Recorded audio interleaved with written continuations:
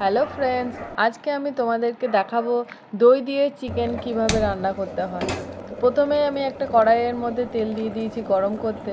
তার আগে চিকেনের লবণ আর হলুদ দিয়ে ওটাকে ভালো করে মাখিয়ে রেখে এবার তেলে ওটা ছেড়ে দেব।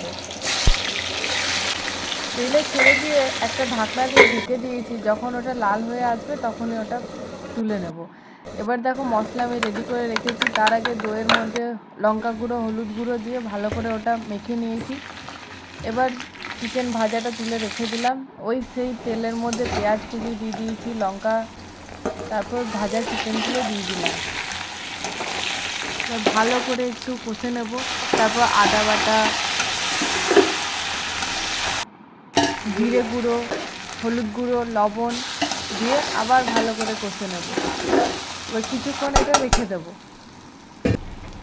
এরপর যে দইটা মাখিয়ে রেখেছিলাম সেটা ওটা ধুয়ে দিয়ে দেবো ভালো করে। এবার ভালো করে কষে একটা ঢাকনা দিয়ে ঢেকে 5-10 মিনিট রেখে দেবো।